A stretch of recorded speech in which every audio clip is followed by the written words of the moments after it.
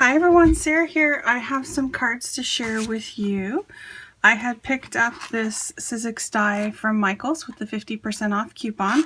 It's one of the Framelits Drop Ins by Stephanie Barnard. I wanted it because of the shape of the card. I really like it.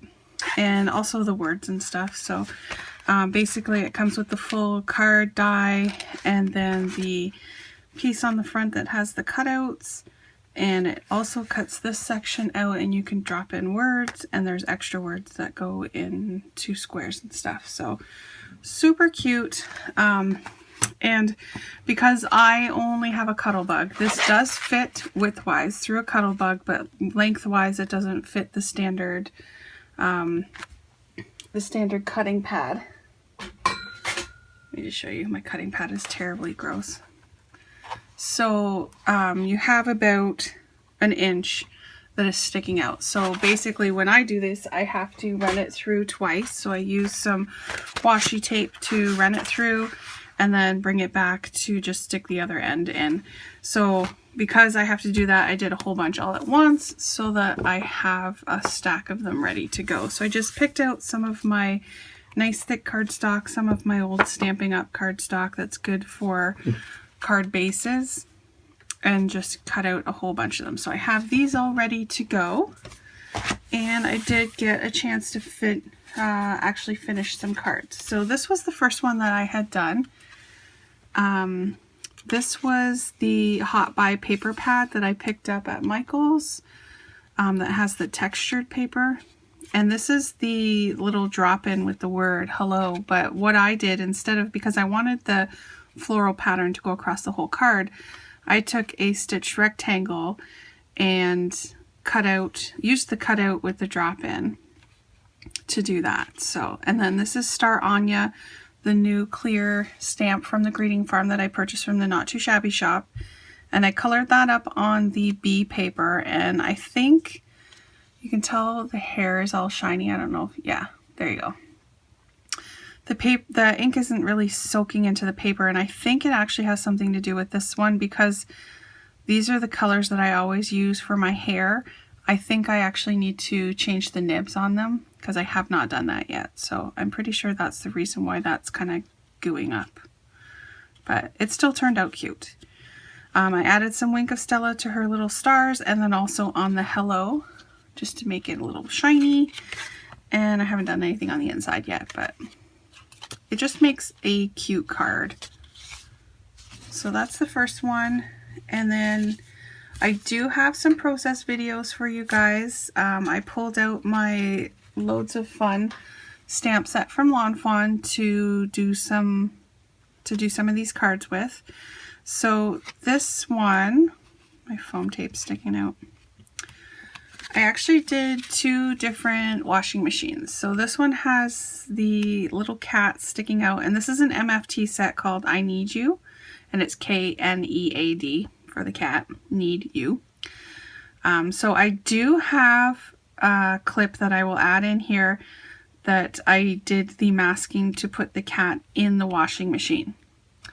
Unfortunately, when I was doing this one, I thought I hit record, but I didn't. So this one is not recorded. So basically for this one, you want to stamp the cat first, mask the cat, and then stamp your washing machine to get the cat sitting on the top of the washer. Just turned out super cute. So this is the one that I actually have the coloring process for you guys. I did add in the sock and the bubbles after the fact, so you don't see that part, but you see everything else. Just because I decided to use the I'm Missing You. So I stamped the little sad face on the sock, and then on the inside of the card we have Loads of Fun together, and I have the laundry basket with another sock with the sad face. Super cute. So on this one I just used the layer out of patterned paper, added some twine, and popped this up on foam tape, and then I used my crystal accents, whatever you want to call it, and I sprinkled some of my chunky Martha Stewart glitter on top of it to make it look bubbly. Yeah, so that's it for that one. And then this is next one here I don't have finished yet, but I just used that to show you guys the image. And then these two are matching ones. They turned out super cute. So for these ones, I used the die cut layer, and then I used this washi. This is Recollections washi that I just purchased at Michael's on the sale. So there's a wide one and a thin one, and it's kind of got wood grain. This one's chevrons, and this one is a floral. So I used the chevron to kind of make a floor. So I put 2 layers in here. I put the laundry basket down flat on the paper, and then I popped up the washing machine. And this is an MFT die from Happy Hello. And I cut this out on some textured foam that I purchased at the dollar store. It's so cool.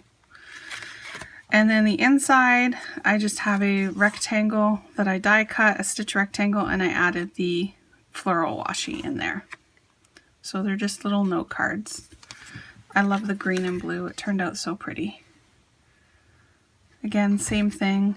I put the washi down as a floor. This one has a really cool texture on this foam. And this foam cut like butter. It was nice. Can you hand me a package, buddy?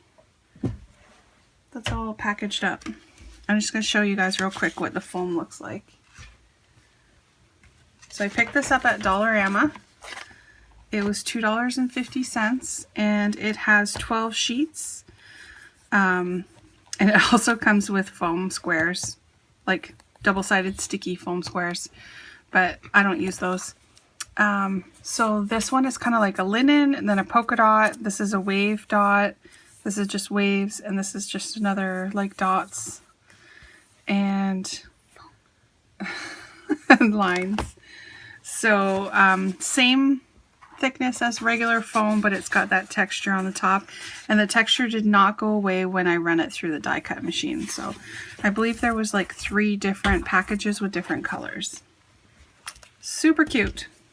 All right, so I am going to insert the process video for you guys. Any questions, let me know. Please leave a comment, subscribe, and have a great day. Thanks. Bye. Okay, so I just wanted to show you how I'm putting the cat stamp inside of the washer. So I'm using this My Favorite Things I Need You. And I'm just going to get my cat here. Okay, and I've stamped the washers out on my Copic paper, and then I've also stamped it on masking paper. And I've cut out the middle of the washer. I just cut in the side. I have to get the backing off. That's the fun part. There we go. Okay, so then we are just going to place it on our washer. There you go. So the whole outside is masked, and I'm just going to ink up my cat. Now I am going to put another piece of paper here just to make sure I don't get anything on my other washers.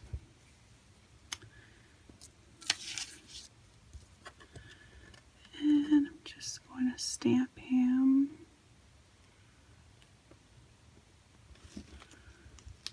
Right there.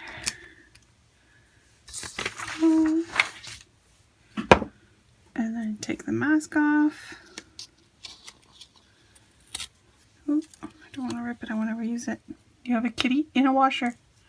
Super cute.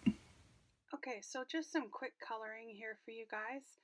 I used Y32, YR21, and E35 to color in the cat.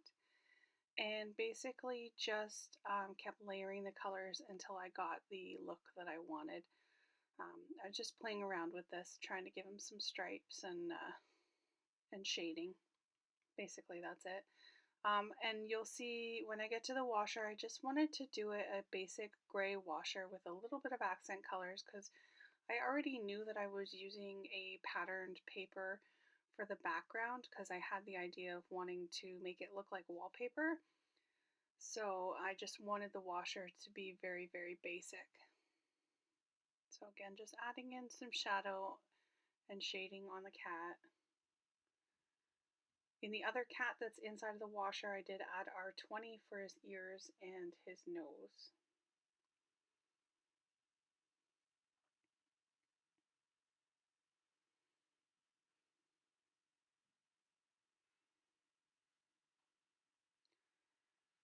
Now for the washer, I'm using BG10 and BG11 to do the glass, and basically just adding a ring around the edge with the BG11 and then putting a little bit of BG10 to blend it out, and then using the colorless blender on the inside. And I did do this first before stamping the sock and the bubbles, just because I decided to do that after the fact. But on the cat that is inside the washer, I colored the cat first, and then I did the ring around the glass, going right over top of the cat, just to get that look of the glass. And I believe I only used, actually on the cat inside the washer, I used BG000 and the colorless blender.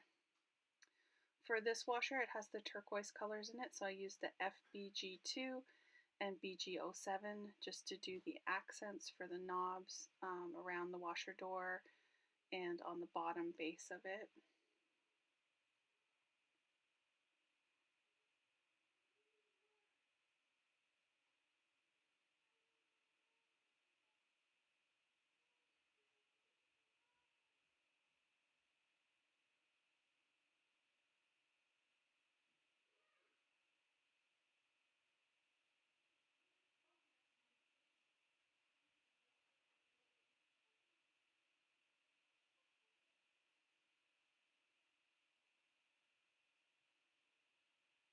And then the grays, I used T0, T2, and T4. And basically just picking a couple of spots to do the darkest shadow and blending it out, and then the T0 over top of all of it to kind of bleach it out, I guess you could say, because the T0 is close to a blender color. It has a lot of blender in it, so it bleaches out a lot of the color. I don't know what I'm saying.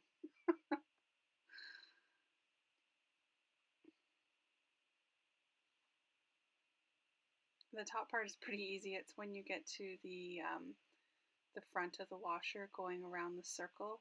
I basically just did my darkest shadow around the circle and blended it out from there. And then after, I decided to do the knobs the same color. So you'll see the FBG2 and BG07 for the knobs. Okay,